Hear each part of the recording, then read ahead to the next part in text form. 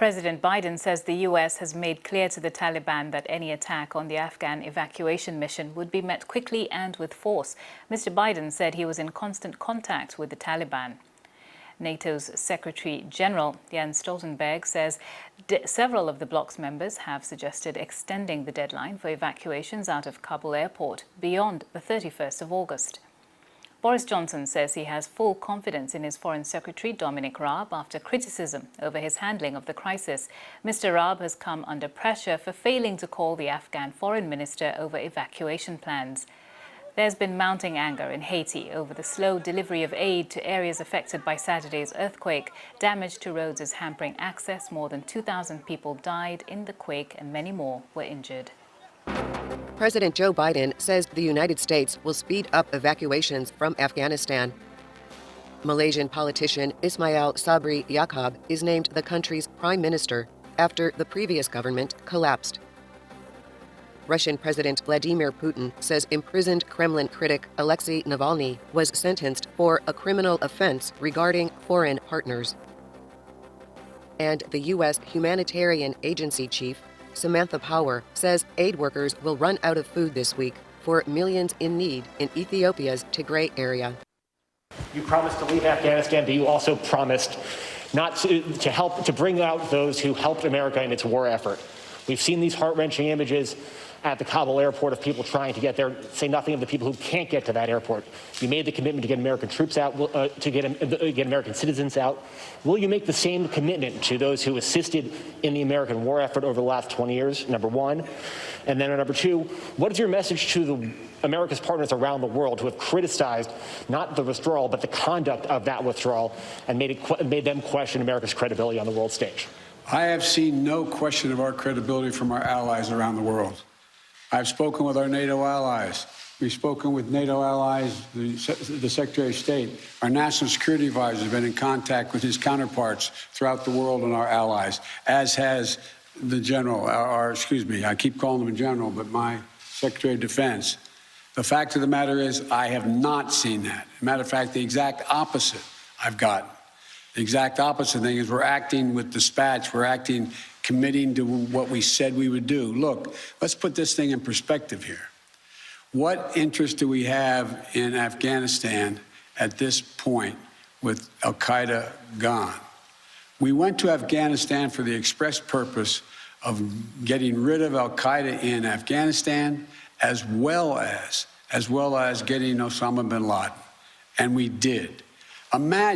Just imagine if that attack, if bin Laden had decided with al-Qaeda to launch an attack from Yemen, would we ever gone to Afghanistan? Would there ever be any reason we'd be in Afghanistan? Controlled by the Taliban? What is the national interest of the United States in that circumstance? We went and did the mission. You've known my position for a long, long time. It's time to end this war. The estimates of the cost of this war over the last 20 years range from a minimum of $1 trillion to a think tank at one of the universities saying $2 trillion.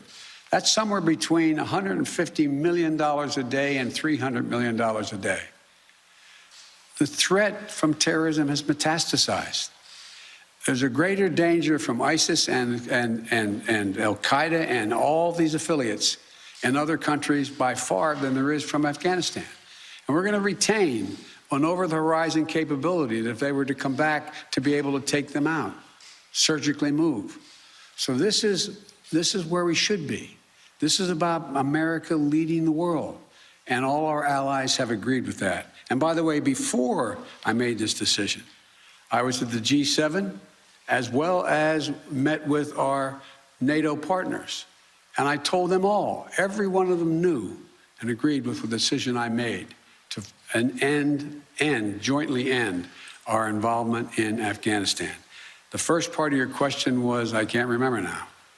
Would you commit to the same commitment? Would you make the same commitment to bring out Afghans who assisted in the war effort? Yes, we're making the same commitment. There's no one more important than bringing American citizens out. I acknowledge that.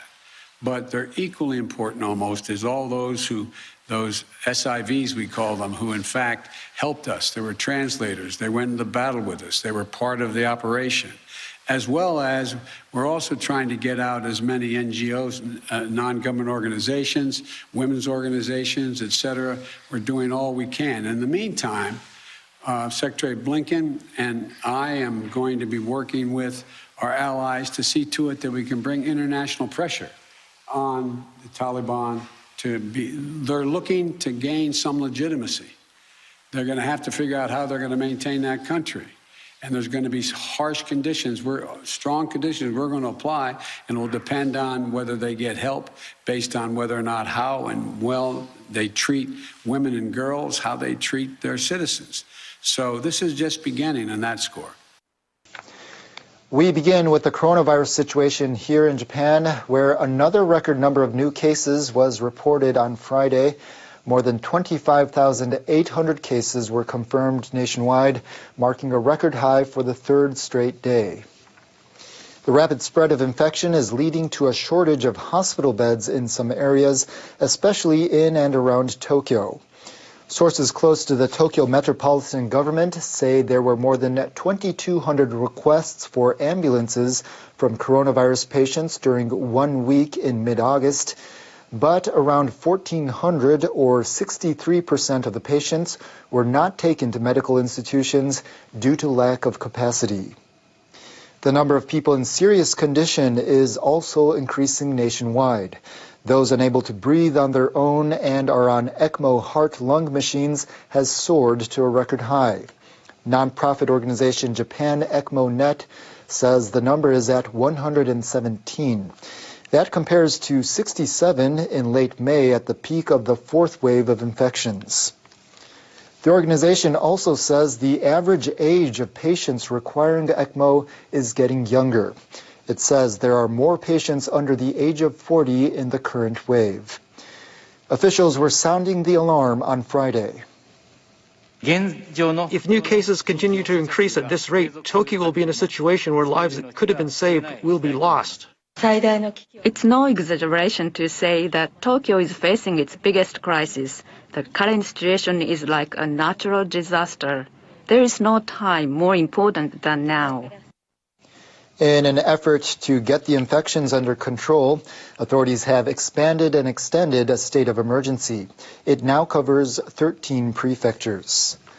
Quasi-emergency restrictions are in effect in 16 prefectures. All measures have been extended until September 12th. Organizers of the Tokyo Paralympics say an athlete from outside Japan has tested positive for the coronavirus. This was the organizers' first announcement of an infected athlete ahead of the opening of the Games next Tuesday. Officials said the individual was isolating for 14 days after arriving and didn't stay in the athletes' village. The number of cases disclosed by the organizing committee since July 1st now totals 632. 546 among them were linked to the Olympics and 86 to the Paralympics. In other Paralympics news, organizers on Friday revoked the accreditation of a Georgian judoka who was arrested for assault. Zviad Gogochuri is suspected of shoving a hotel guard in Tokyo on August 12th. The guard was seriously injured. The athlete had been self-isolating at the hotel as he may have been in close contact with the person who tested positive for the coronavirus. Gogochuri was reportedly drunk at the time of the incident. The 34-year-old has a visual impairment. He won a gold medal at the 2016 Rio Games. Meanwhile, flames celebrating the Paralympics have arrived in Tokyo from across Japan, as well as the birthplace of the Games in the UK.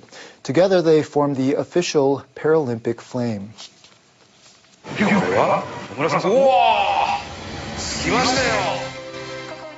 In Japan, the flames came from more than 880 places. They were lit in various ways to showcase regional characteristics. One of the flames came from Britain, where the Paralympics originated as a sporting event in the village of Stoke Mandeville in 1948. It was part of the rehabilitation programs for veterans who'd been injured during World War II. In the ceremony held on Friday, organizing committee head Hashimoto Seiko said she hopes the flame will help build unity and bonding among people before it reaches the national stadium. A giant monument was also installed in Tokyo Bay. It'll be lit up every night until the closing of the games on September 5th. But Tokyo officials are urging people not to visit the site to prevent the further spread of coronavirus infections.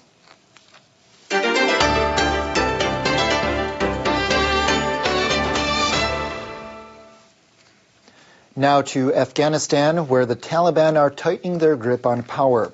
They're ordering people in some provinces to stay indoors in an effort to stamp out protests. But they continue to face challenges to their rule. Hundreds of people marched through the center of the eastern city Jalalabad on Thursday for Afghan Independence Day.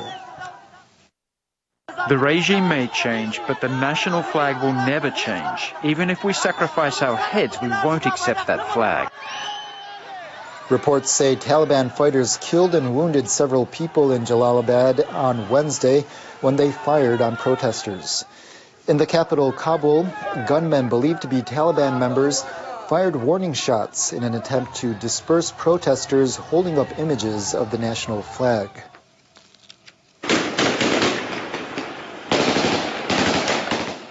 Reuters news agency says several people were killed in the eastern city of Asadabad, but that the cause was not clear.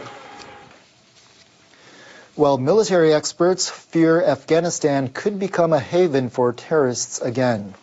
Retired U.S. General David Petraeus told NHK that the international community needs to work together to prevent this now that the Taliban has seized control of the country.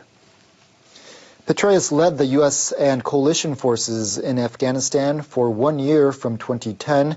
He stressed the need to stay focused on the situation now and to watch how the Taliban acts. Do they allow al-Qaeda and now also the Islamic State, which has an affiliate in the Afghanistan-Pakistan region, the Khorasan group, do they allow them to reestablish the kinds of sanctuaries that al-Qaeda enjoyed under Taliban rule in the past? I'm quite skeptical about all this. We have to stay focused, but let's keep in mind, this is going to be vastly harder without the bases that we have had on Afghan soil in the past, huge and very, very capable infrastructure that we built up over 20 years. Petraeus said countries around the world need to comprehensively address the situation. Everyone has to work together. You have to have a common policy when it comes to economic assistance, to intelligence sharing, to diplomacy, and indeed, in some cases, to military action for those that have been part of the military coalition before as well. So all of that's going to be important.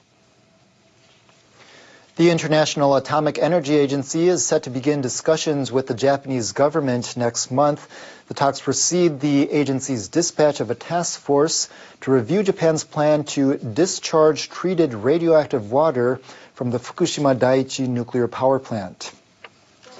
Japanese Economy, Trade and Industry Minister Kajiyama Hiroshi agreed on the talks with IAEA Director General Rafael Grossi in Vienna on Thursday. The IAEA has accepted Japan's request for its assistance with a plan to release the treated water into the sea after it's diluted to levels below national regulations. The IAEA's task force will come to Japan as early as this year. The group is expected to verify whether the method is appropriate and continuously monitor the safety of the water. The framework is being established to disseminate information overseas about the safety of the plan. Japan hopes that the IAEA review will ensure the credibility and transparency of the discharge and dispel international concerns. Those were the main stories for this hour.